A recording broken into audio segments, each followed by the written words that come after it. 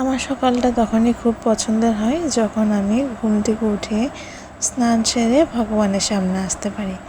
আর সেদিন বলতে হচ্ছে এটা ছিল পাওনার দিনের ভিডিও, যেদিন হচ্ছে আমি স্নান করে এসে আগে মহাদেবকে স্নান করাবো। আর মহাদেবকে অভিষেক করতে আমার সব সময়ই অনেক বেশি ভালো লাগে। এই যে দেখো, প্রথম আমি ফলের রস দিয়ে মহাদেবকে অভিষেক করাচ্ছিলাম।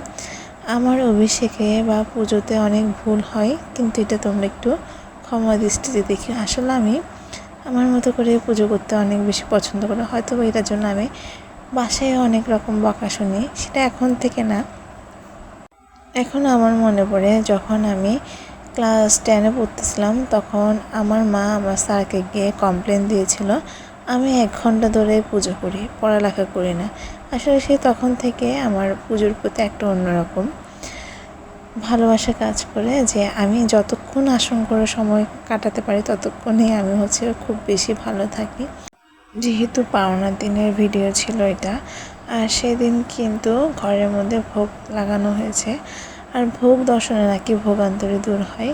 তো তোমরা সবাই ভোগটা দর্শন করবা আর আমার জগন্নাথকে বলবা, দেখবে সবার খুব ভালো হবে, সবাই খুব ভালো থাকবে। আর এই যে দেখো, আমি আমার জগন্নাথকে দর্শন করে দিয়েছি তোমাদের।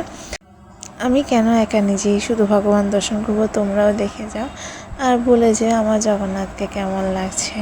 সবাই ভালো থেকো, সুস্থ থেকো। তোমাদের সাথে আগে গল্প আমার অনেক হবে।